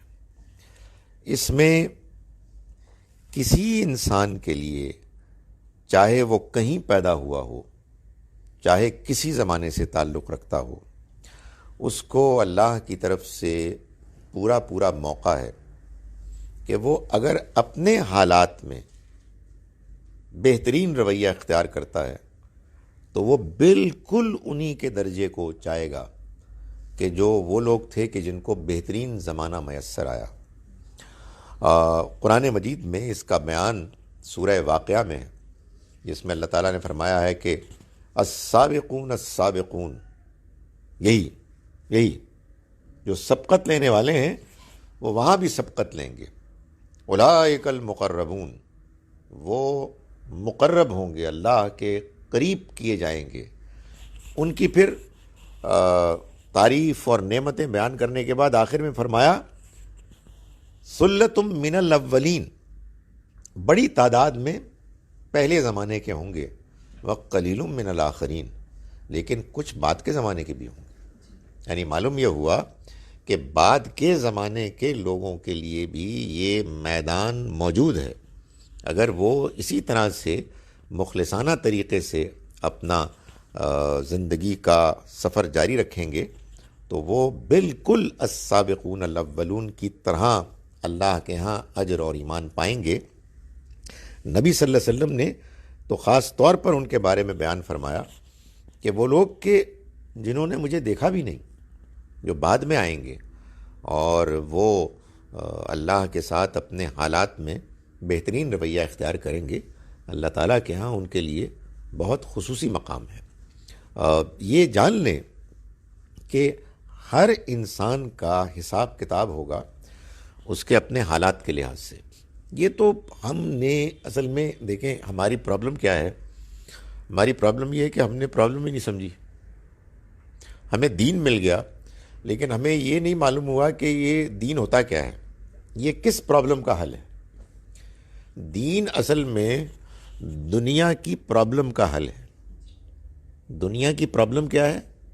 دنیا کی پرابلم ہے ناانصافی، دنیا کی پرابلم ہے غم، دنیا کی پرابلم ہے خوف، دنیا کی پرابلم ہے ضمیر کی بے چینی، اور دنیا کی پرابلم ہے موت. یہ مسائل ہیں. ان مسائل کا جواب قرآن ہے، اللہ کا پیغام ہے، آخرت ہے. جب آپ کو یہ بات سمجھ میں آ جائے گی تو پھر آپ دین کو، اللہ کے پیغام کو اس کی روشنی میں سمجھیں گے. اگر آپ کے ذہن میں پرابلم ہی نہیں آئی تو آپ کہیں گے جی الحمدللہ مسلمان ہیں، اللہ کا بڑا شکر ہے، ہم پیدا ہو گئے، انشاءاللہ ہم جنت میں جائیں گے، کچھ بھی کر لیں. وہ کم بخت کمینے غیر مسلم کافر ہیں، وہ گزر جائیں گے. اور بھائی تو اس سے پر مسئلہ کوئی حل نہیں ہوا. اس سے کیا مسئلہ حل ہوا یار؟ یہ تو کچھ اور ہی آپ نے چکر چلا لیے. نہیں، خدا تعالیٰ کا یہ امتحان ہر انسان کے لیے.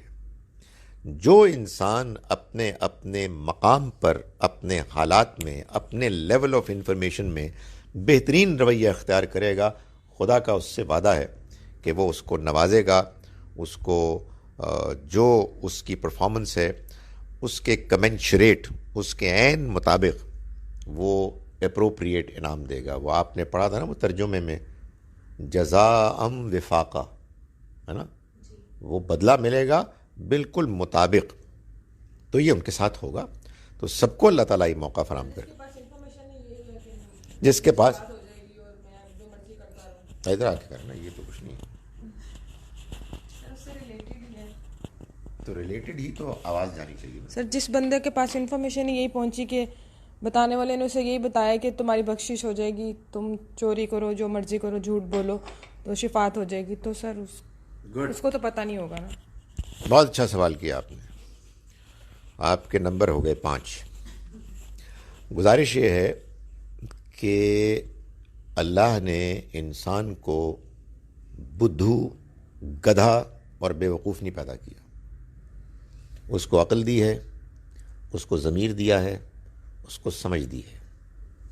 تو اگر کوئی شخص اس قدر بیہودہ بات ماننے کے لیے تیار ہو جائے تو پہلے تو اللہ تعالیٰ یہ سوال کریں گے کہ میرے بارے میں اگر تم کو یہ اطلاع ملی کہ میں قیامت کے روز یہ ناانصافی کروں گا کہ تم کو تو میں کر دوں گا پاس اور اوروں کو کر دوں گا فیل، اس لیے کہ تم میری فیورٹ جگہ پیدا ہوئے تھے اور باقی لوگ غلط جگہ پیدا ہوئے تھے، تو تم نے یہ مانا کیوں؟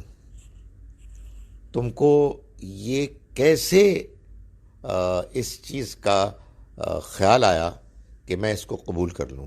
تو پھر وہ اندر سے نکال کے دکھائے گا سامنے ایک اسکرین پہ ایکس رے، جس میں یہ بتائے گا کہ اصل میں تم کرنا چاہتے تھے منمانی، تو تمہیں یہ نظریہ اچھا لگا، اور یہ جو تمہارے ضمیر میں ادھر سے آوازیں آ رہی تھی نا کہ یہ بات غلط ہے، تم نے اس کو دبا دیا.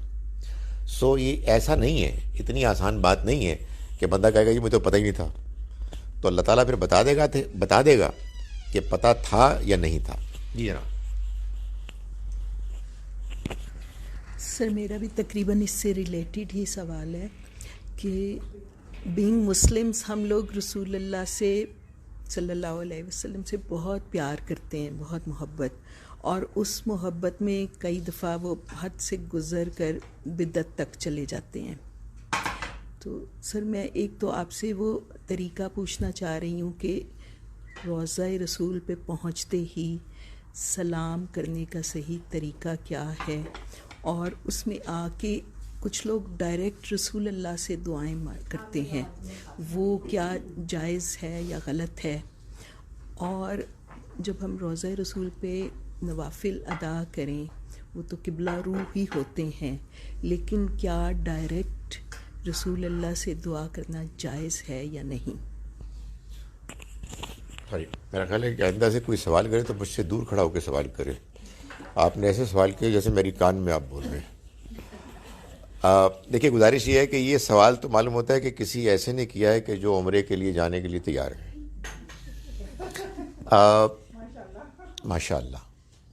دیکھیے آپ جب جائیں رسول اللہ صلی اللہ علیہ وسلم کی قبر مبارک پر تو آپ نے وہی کرنا ہے جو آپ کو قبرستان میں جانے کے لیے کہا گیا ہے.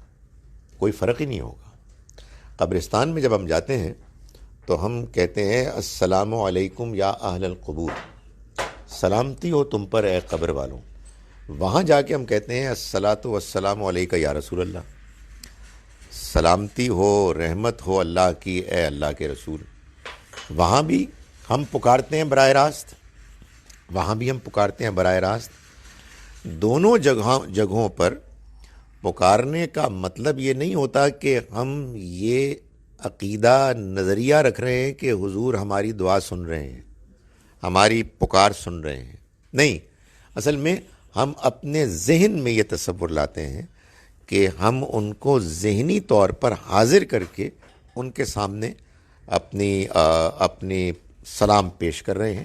اور یہ ہمارے جذبات کا اظہار ہے. ہمیں ہر حال میں اللہ سے مانگنا ہے. اللہ کے علاوہ کسی اور سے مانگنے کی تعلیم نبی صلی اللہ علیہ وسلم نے اپنے اس دین میں ہم کو نہیں دی ہے کہ جو آپ نے بیان فرمایا ہے. اگر ہم وہاں جا کے آپ سے مانگنے لگے تو پھر اس کا مطلب یہ ہے کہ ہم نے وہ سارا پیغام نظر انداز کر دیا جس کو لے کے آپ آئے اور جس کو آپ نے دنیا میں پھیلایا اور جس کی گواہی آپ قیامت کے روز بھی دیں گے. اللہ کے علاوہ کوئی دعائیں سننے والا نہیں ہے. کوئی بھی علاقہ ہو، کوئی بھی جگہ ہو، وہی ہے کہ جو سننے والا ہے. روضہ رسول پر بھی آپ کو جب مانگنا ہے تو اللہ ہی سے مانگنا ہے. یہ جو ہم میں نے گزارش کی نا کہ الصلاۃ والسلام علیکہ بولتے ہیں، یہ تو در حقیقت وہی بات ہے جیسے ہم السلام علیکم یا اہل القبور بولتے ہیں، اس کے علاوہ کچھ بھی نہیں. نبی صلی اللہ علیہ وسلم سے محبت کے دو امکانات ہیں. ایک امکان یہ ہے کہ آپ حضور کا لایا ہوا دین سمجھیں، قرآن پڑھیں اور آپ محسوس کریں کہ وہ ہستی کے جنہوں نے کہ یہ پیغام ہم تک پہنچایا اور جن کا ذکر بار بار قرآن میں آتا ہے، اور قرآن حقیقت میں ہے ہی کیا؟ اللہ تعالیٰ کا نبی صلی اللہ علیہ وسلم کے ساتھ ایک مکالمہ، اللہ کی آپ کو ہدایت. یہ جب آدمی پڑھتا ہے تو حضور کے بارے میں ایک بہت پازیٹیو جذبہ پیدا ہوتا ہے، محبت کا، تعلق کا، شکر گزاری کے احساس کا. یہی محبت ہے کہ جو مطلوب ہے. یہ محبت جب پیدا ہوگی تو آپ سے آپ اس کے نتیجے میں آپ کے لائے ہوئے پیغام کے بارے میں آدمی زیادہ سے زیادہ سنجیدہ ہوگا، اس سے وابستہ ہوگا، اس کو اختیار کرنے کا جذبہ پیدا ہوگا. اس کے تقاضوں سے اگر کہیں کوتاہی ہوگی تو شرمندگی اور پشیمانی ہوگی. ایک دوسری محبت بھی ہے، اور وہ محبت وہ ہے کہ جو ہر اس بندے کے بارے میں پیدا ہو جاتی ہے انسان کے اندر جو اس کے علاقے قوم کا ہیرو ہوتا ہے. ہر علاقے کے، ہر قوم کے کچھ ہیروز ہیں، وہ ان کو اپنا بڑا سمجھتے ہیں، ان کے گن گاتے ہیں، ان کے واقعات بیان ہوتے ہیں، ان کے لیے شاعری کی جاتی ہے وغیرہ وغیرہ. یہ محبت کسی کمٹمنٹ کے بغیر ہوتی ہے. اور وسلم کے بارے میں ایسے پیدا ہو کہ آپ کے لائے ہوئے دین کے ساتھ کمٹمنٹ کے بغیر ہو تو اس کے بڑے نقصان دہ نتائج سامنے آتے ہیں. یعنی آدمی آخرت کی جواب دہی سے بے نیاز ہو جاتا ہے. اور یہ جو میں نے ابھی اپنے اس کلاس میں لیسن کے دوران کہا کہ سفارش اور شفاعت اس کا ذکر قرآن میں ہے، وہ اس کو ایک ایسا رنگ دے دیتے ہیں کہ معلوم یہ ہوتا ہے کہ کچھ بھی ہو جائے، کیونکہ ہم نے نعتیں پڑھ لی ہیں، ہم نے قوالیاں کر لی ہیں، ہم نے عید میلاد النبی منا لیا ہے، ہم میلاد کی مجلسیں مناتے ہیں، اس لیے ہم کامیاب ہو جائیں گے. یہ وہی ذہن ہے کہ جو ان لوگوں کا ہوا کرتا تھا کہ جو مثلا فرشتوں کو پکارتے تھے اور وہ کہتے تھے کہ ہم چونکہ ان کو پکارتے ہیں، ان کے آگے جھکتے ہیں، اس لیے یہ ہماری سفارش کریں گے. نبی صلی اللہ علیہ وسلم سفارش کریں گے ان لوگوں کی کہ جو اللہ کے دین کے ساتھ مخلص ہوں گے، لیکن کہیں کچھ کوتاہی ہو جائے گی، اور اس کوتاہی میں وہ توبہ استغفار کریں گے مگر اس کی کوالٹی میں کہیں کمی رہ جائے گی. تو اللہ تعالیٰ، میں نے بار بار یہ بیان کیا ہے، مارجنل کیسز کے لیے شفاعت سفارش کی اجازت دیں گے. تو یہ محبت کا فرق ہے، اس کو سامنے رکھنا چاہیے. جی پلیز.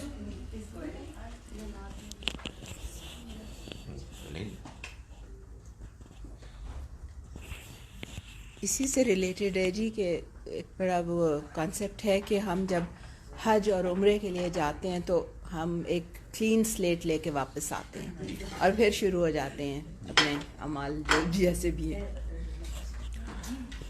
یہ بات بیان ہوئی ہے کہ حج اور عمرے کے نتیجے میں آدمی بالکل پاک صاف ہو جاتا ہے، مگر اس کو بھی ٹھیک طرح سے نہیں سمجھا گیا. یعنی اصل میں کیا ہوتا ہے کہ آپ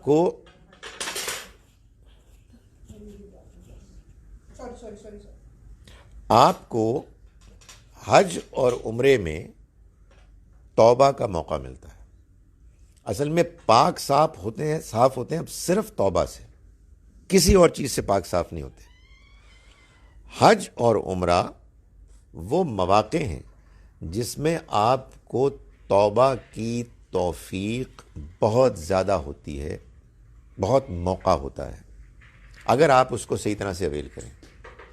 لیکن اگر یہ کانسیپٹ انسان لے کے جائے کہ میں حج کے بعد یا عمرے کے بعد دوبارہ ایک نئی عیاشی کی زندگی کا آغاز کروں گا تو توبہ ہوئی نہیں. یہ اصل میں دھوکہ ہے. تو اس لیے یہ بات اچھی طرح سے واضح کرنے کی ہے کہ حج اور عمرے سے کچھ نہیں دھلتا، حج اور عمرے میں توبہ سے دھلتا ہے انسان. اگر انسان نے صحیح طریقے سے حج کیا ہے اور صحیح طریقے سے عمرہ کیا ہے تو اس کو بار بار توبہ کرنے کا موقع ملتا ہے. وہ نہیں کی اور پلاننگ کی کہ اللہ میاں یہ تو اب زیرو ہو گیا میرا میٹر، اب میں دوبارہ جا کے مزے کروں گا، تو اصل میں توبہ ہوئی نہیں، میٹر زیرو ہوا ہی نہیں. سر میرا کویسچن ہے کہ اگر انسان جو ہے وہ کوئی گناہ کر بیٹھتا ہے اور پھر وہ سچی توبہ بھی کرتا ہے، جیسے کہ آج جو ہم نے آیات جو ہیں وہ ہم نے پڑھی کہ اس میں پھر اللہ تعالیٰ نے کہا کہ پھر تم ان کے صدقے قبول کرو اور پھر ان کو تم پاکیزہ بناؤ. تو اس کا مطلب کہ یہ ہے کہ پھر توبہ کے ساتھ جو ہے پھر اس گناہ کی کمپنسیشن جو ہے وہ ہمیں صدقات دے کے پھر کرنی چاہیے. اور کیا صدقہ از دا اونلی وے کہ ہمیں مطلب، کیونکہ اس میں صرف صدقے کا بار بار ذکر کیا گیا کہ صدقہ دو، مطلب اس کے علاوہ پھر کوئی اور عمل جیسے کوئی نفل ہے یا کوئی اور عبادت ہے اس کے بارے میں کوئی اتنا زیادہ ایمفسائز نہیں کیا گیا. ایک بات تو یہ ہے کہ جب انسان توبہ کرتا ہے تو توبہ کا کیا مطلب ہے؟ پلٹنا. آپ اللہ سے دور ہو گئے، اس کے بعد آپ کو احساس ہوا کہ آپ نے غلطی کی تو آپ اللہ کی طرف پلٹے. تو جب آپ اللہ کی طرف پلٹیں گے تو کیا کریں گے؟ نیکی کے اعمال کریں گے نا، اچھے اعمال کریں گے. ان اچھے اعمال میں ایک بڑا عمل ہے کہ جو صدقہ بیان کیا گیا ہے، اور یہ واقعی اس کو یہاں نمایاں کیا گیا ہے کہ ہم اپنے مال کو اللہ کے راستے میں خرچ کریں. لیکن صدقے کے بارے میں ایک اس کی جو زیادہ، یعنی آپ کہیے کہ وسیع تر جو انڈرسٹینڈنگ ہے، اس میں تمام نیکی کے اعمال آ جاتے ہیں. خاص طور پر مال کو خرچ کرنا تو ہے، لیکن نماز، روزہ، حسن سلوک، اللہ کے دین کو سمجھنا، یہ سب کچھ بھی آ جاتا ہے. معلوم یہ ہوتا ہے کہ خاص طور پر خرچ کرنے کو تو نمایاں کیا گیا ہے، یقیناً وہ صدقہ ہے اور اصل صدقہ وہی ہے. لیکن اس کے ذیل میں اور بہت ساری چیزیں بھی آ جاتی ہیں کہ جو جب انسان توبہ کرے گا تو آپ سے اس کی زندگی میں وہ مثبت پازیٹیو ڈائریکشن آ جائے گا اور وہ نیکی کے اعمال کرے گا کہ جو صدقے، یعنی مال کے صدقے کے علاوہ بھی ہوں گے. سر دوسرا کویسچن میرا یہ ہے کہ اگر کوئی شخص جو ہے وہ نماز پڑھ رہا ہے، روزے رکھ رہا ہے، حج عمرہ بھی کر رہا ہے، زکوٰۃ دیتا ہے، تو لیکن یہ کہ قرآن نہیں پڑھتا اور اس کی طرف پڑھنے کی طرف کوئی بہت زیادہ اس کی وہ بھی نہیں ہے، انٹینشنس بھی نہیں ہیں کہ اس کو سمجھنا ہے بس، لیکن وہ مین جو ہے وہ اعمال جو ہے وہ اپنے کر رہا ہے. تو سر ایسے انسان کی پلیسمنٹ ایک تو ہم کس جگہ پہ اس کو کریں، اور دوسرا یہ کہ کیا یہ پھر اللہ تعالیٰ کی طرف سے یہ مطلوب ہے کہ قرآن کو ہم جو ہے وہ تھورلی اس کو کرنے کے بعد اس کے ظاہری بات ہے اس کے ساتھ عمل میں بہت زیادہ بہتری آتی ہے، بہت زیادہ مخلصانہ یعنی عمل ہوتا ہے، لیکن اگر کوئی شخص یہ نہیں کرتا لیکن باقی مین چیزیں کر رہا ہے تو پھر اس کی پلیسمنٹ کیا ہوگی؟ ایک تو یہ کہ اس کی پلیسمنٹ اللہ میاں کرے گا، ہمیں تو نہیں کرنی، ہمیں تو صرف یہ دیکھیں ہاں گزارش یہ ہے کہ اس میں بھی دیکھیں یہ پلیسمنٹ بھی ہمیں اپنی کرنی ہے کہ ہم یہاں سے بڑھ کے اوپر جائیں. کوئی اور السابقون الاولون ہے یا نہیں ہے یہ اللہ کو کرنا ہے، اور اللہ تعالیٰ اپنے علم کے مطابق بالکل اس کو پرفیکٹلی کرے گا. مگر یہ ایک مسئلہ ہے کہ کوئی بندہ قرآن مجید میں کیوں انٹرسٹڈ نہیں ہے. ایک تو وجہ یہ ہو سکتی ہے کہ وہ یہ کہتا ہے کہ بھائی میں موٹے موٹے فرائض انجام دے رہا ہوں اور میں فیملی والا ہوں، میری مصروفیت بڑی ہے، میں قرآن کو پڑھنا اور سیکھنا میں اپنے شیڈیول میں افورڈ نہیں کر سکتا. مجھے اس کا احساس ہوتا ہے کہ میرے لیے ایک لاس ہے، کوتاہی ہے. تو یقیناً یہ ایک ایسا رویہ ہے کہ جو آئیڈیل تو نہیں ہے، مگر اللہ تعالیٰ سے امید ہے کہ ایسے رویہ رکھنے والے لوگوں کے اس کوتاہی کو وہ نظر انداز کرے گا اور ان کے فرائض کو انجام دینے کے رویے کو قبول فرما لے گا. ایک وہ شخص ہے کہ جو اس کو اس لیے اہمیت نہیں دیتا کہ جیسے ہمارے بہت سارے لوگ ہیں کہ جو یہ کہتے ہیں کہ ہم قرآن میں کیا دین ہے نا، دین ہم سن لیتے ہیں دیندار لوگوں سے، وہ کچھ نصیحت کرتے ہیں، کچھ واعظ کرتے ہیں، ہم کلاسز اٹینڈ کرتے ہیں، اس میں ہمیں کچھ نہ کچھ مل جاتا ہے. آئی ڈونٹ نو، مطلب یہ ایک محرومی ہے کہ آپ قرآن کو نہ سنیں، قرآن کو نہ سیکھیں، بلکہ آپ لوگوں کے ذریعے سے آپ کچھ واعظ نصیحت سنیں.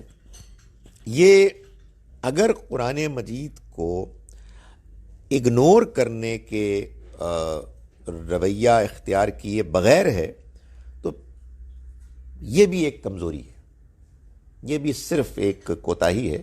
اللہ سے امید ہے کہ اللہ تعالیٰ ان کی اس غلط فہمی کی وجہ سے ان کو اس پر پکڑے گا نہیں.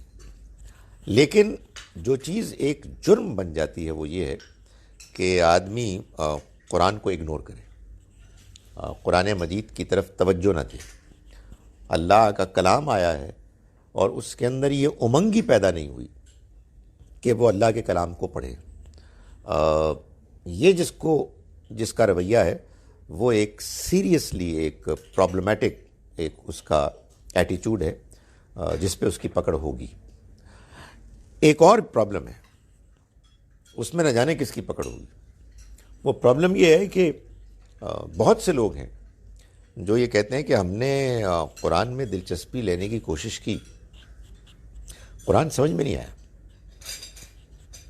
فلاں شخص کی تقریر سمجھ میں آتی ہے، حدیثیں سمجھ میں آتی ہیں، قرآن سمجھ میں ہی نہیں آتا، تو اب اس کا کیا کریں سوائے اس کے کہ اس کی تلاوت کر لیتے ہیں. تو اب میں سارے سوالوں کو جواب تو نہیں دے سکتا، یہ تو اتنا کمپلیکس ہے مسئلہ، اس کا جواب تو اللہ میں ہی دیں گے کہ کس نے قرآن کی انڈرسٹینڈنگ میں پرابلم پیدا کی، کس نے قرآن کو ایسے پریزنٹ کیا کہ لوگوں کو قرآن سمجھ میں نہ آئے. تو اس میں اس بات کو ضرور پیش نظر رکھیں کہ اللہ تعالیٰ ہر انسان کو اس کے اپنے حالات، اس کی اپنی لمیٹیشنز کو سامنے رکھ کر ہی فیصلہ کرے گا. لیکن میرا موٹا جواب یہ ہے کہ قرآن کو اگنور کرنا از اے سیریس پرابلم. کسی کے پاس کوئی ایکسکیوز ہوگا تو اللہ تعالیٰ اس ایکسکیوز کو قبول کرے گا، ورنہ نبی صلی اللہ علیہ وسلم کی ایک بڑی سادہ اور بڑی ایفیکٹو حدیث ہے. لیکن چند الفاظ میں آپ نے کیا بات بیان فرمائی ہے. حضور نے فرمایا القرآن حجتن، یہ قرآن گواہی ہے. یہ قرآن گواہی بنے گا لکا یا تمہارے حق میں، او علیک یا تمہارے خلاف. اس قرآن نے گواہی دینی ہے، یا یہ گواہی دے گا تمہارے حق میں یا گواہی دے گا تمہارے خلاف. یعنی بندہ کہے کہ یار بہت اچھی بات ہے، تم نماز پڑھ رہے ہو، زکوٰۃ دے رہے ہو، اللہ کا کلام سمجھنے میں کیوں دلچسپی پیدا نہیں ہوئی؟ تو میں نے گزارش کی نا، یہ کہ ایک بڑی کمپلیکس پرابلم ہے. وہ کہہ سکتے ہیں مجھے سمجھ ہی نہیں آئی، میں نے کئی مرتبہ سمجھنے کی کوشش کی. تو پھر جو سمجھانے والے تھے ان کی طرف توجہ ہوگی جی کہ آپ کیا کر رہے تھے. وہ اللہ تعالیٰ ہی فیصلہ کریں گے، لیکن اللہ کے کلام کو نظر انداز کرنا ایک پرابلم ہے. میں آ جاؤں جی ادھر. اب kindly elaborate on the ayat of Surah Yasin describing about 2 messengers of Allah, and then he sent the third one to verify and validate those 2 messengers. But the arrogant and fraudulent ones murdered him, so in return Allah destroyed them by a chingad. یہ صرف اردو کا لفظ ہے. دیکھیں گزارش یہ ہے کہ میں اس میں جو انڈرسٹینڈنگ صحیح سمجھتا ہوں وہ یہ ہے کہ یہ موسیٰ اور ہارون علیہم السلام کے بارے میں بیان ہے سورہ یاسین میں، اور اس میں جو تیسرے ہیں وہ پیغمبر نہیں ہیں، وہ بندہ مومن ہے جن کا ذکر سورہ مومن میں ہے، سورہ نمبر 40، جس میں ان کی شاندار تقریر ہے جو اس کو بیان کیا گیا ہے. اور اس کے بعد یہ کہا کہ انہوں نے کہا کہ وَأُفَوِّضُ أَمْرِي إِلَى اللَّهِ، میں اپنا معاملہ اللہ کے حوالے کرتا ہوں. اور معلوم ہوتا ہے کہ اس کے بعد ان کو شہید کر دیا گیا. یہ ان کا ذکر ہے. ان نماز when we try to memorize surah as not acquainted with Arabic, my whole attention diverts towards reciting them correctly, rather being intimate and in utter peace of mind as to develop connections. We need to be in peace of mind. How can we talk to Allah in our language while paying attention to Arabics? دیکھیں قرآن مجید میں نماز میں آپ کو قرآن تو پڑھنا ہے. اس کو پڑھنے کے لیے آپ کو چاہیے کہ آپ یہ کریں کہ قرآن کو یاد کریں جتنا آپ کر سکتے ہیں. آپ نے فرمایا کہ یاد کرتے ہوئے جب آپ نماز پڑھتے ہیں تو پھر آپ کی توجہ نماز یا یاد کرنے یا اللہ کو یاد کرنے میں نہیں ہوتی، بلکہ اپنے عربک ٹیکسٹ کی فکر آپ کو پڑی ہوتی ہے. میرا خیال ہے کہ یہ شاید ابتدائی بات ہے. جب آپ کی کوئی صورت پختہ ہو جاتی ہے پھر ایسا نہیں ہوتا. مطلب کیا آپ کو سورہ فاتحہ میں بھی ایسا ہوتا ہے؟ میرا خیال ایسا نہیں ہوتا. سورہ فاتحہ ہم پڑھتے ہیں اور بے تکلف پڑھتے ہیں، الحمدللہ رب العالمین بولتے ہیں تو آپ سے آپ الرحمن الرحیم آ جاتا ہے. الرحمن الرحیم آتا ہے تو پھر اس کے بعد مالک یوم الدین آ جاتا ہے، خود بخود ہی آتا ہے. تو یہ جتنا آپ دہرائیں گے اتنا انشاءاللہ آپ کے لیے آسانی ہوگی. مگر اگر یہ پرابلم آپ کو زیادہ آ رہی ہے فار وٹ ایور ریزنز، تو کوئی حرج نہیں ہے کہ آپ اپنے ساتھ کوئی قرآن کی کاپی رکھ لیں، جو آپ نماز کے دوران اگر آپ سے مس ہو جائے، کوئی چیز بھول جائیں، تو آپ اس کو نکال کے دیکھ لیں. یہ ظاہر ہے کہ ابتدا میں آپ یہ طریقہ اختیار کر سکتے ہیں. میں نے اتفاق سے آج ہی جو کلپ بھیجا ہے وہ اسی سے متعلق ہے. دیکھیں وہ بھی ٹھیک ہے، اس میں بھی کوئی حرج نہیں. کوئی میز رکھ لیں، کوئی کرسی رکھ لیں، کوئی بھی اس طرح کا کام ہو. رحل ہوتی ہے ہمارے یہاں، اس پہ رکھ لیں، تو یہ آپ کام کر سکتے ہیں. لیکن اس بارے میں آپ کو لازماً فکر مند ہونا چاہیے کہ نماز اصلاً اللہ کو یاد کرنے کے لیے، تو جو چیز آپ پڑھ رہے ہیں اس کی آپ کو فکر ہونی چاہیے کہ آپ اس کو آپ سمجھیں. واٹ از شفاعت رسول؟ نبی صلی اللہ علیہ وسلم کی سفارش، intermediation. He is going to intermediate for his followers. اس کو شفاعت کہتے ہیں. when Allah puts آزمائش on you, He knows how much you can bear. What happens if you feel you are too weak to handle the आजमाइश? देखें, ये समझ लें कि आजमाइश में पूरा उतरने का मतलब ये नहीं है कि आपके ऊपर बोझ डाला गया और आप बिल्कुल परफेक्टली मुतमईन होकर आपने उसको पूरा कर लिया. आजमाइश में पूरा उतरने का मतलब है आप उस सूरत हाल में उतना रवैया इख्तियार करने में कामयाब हो गए जितना आपके लिए पॉसिबल है. सो बाज़ औक़ात ये भी होगा कि एक बंदा किसी मुश्किल में बज़ाहिर कुछ कमज़ोरी दिखा रहा होगा और अल्लाह ताला के यहाँ ये फ़ैसला होगा कि नहीं, ठीक है, जितना मैं इसे एक्सपेक्ट करता था इसने कर लिया. इसलिए परेशान ना हो और जितना आप कर सकते हैं वो करें, और जितना कर सकते हैं को इम्प्रूव करें, और ये सोचें कि मुझे ज़्यादा करना है. ये ना समझें कि एक आइडियल बिहेवियर है जिस बिहेवियर से अगर कमतर हुआ तो आदमी नाकाम हो गया. नहीं, अल्लाह के यहाँ कामयाबी और नाकामी, अच्छे रवैये और बुरे रवैये में जो एक चीज़ हमेशा पेश नज़र रहती है वो आपके हालात हैं, वो आपकी लिमिटेशंस हैं.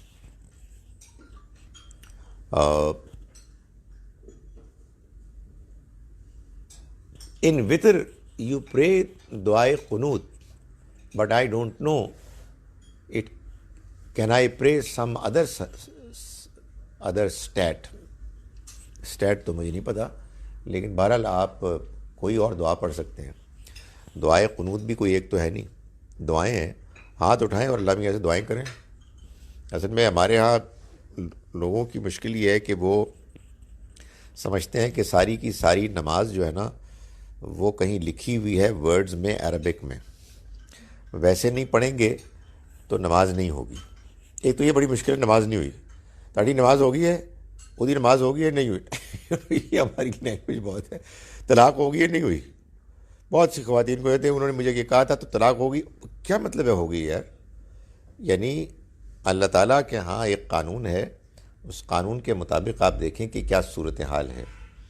आप नमाज़ पढ़ रहे हैं, आपकी नमाज में चंद चीज़ें हैं जो लाजिम हैं. उनमें एक सूरह फातिहा है, एक सूरह फातिहा के बाद कुरान का एक हिस्सा है. उसके अलावा अल्लाहु अकबर कहना है, यानी जब जब आप अपनी पोजीशन बदलें, समी अल्लाहु लिमन हमिदा रब्बना लकल हम्द कहना है, अस्सलामु अलैकुम व रहमतुल्लाह कहना है. ये हैं लाजिम चीज़ें. बाकी नमाज क्या है? दुआ है, अल्लाह से दुआ करना है, उसकी तस्बीह है, उसकी हम्द है. तो आपने जैसे पढ़नी है पढ़ें. I am great Ibrahim, welcome यार, excellent, nice to C you.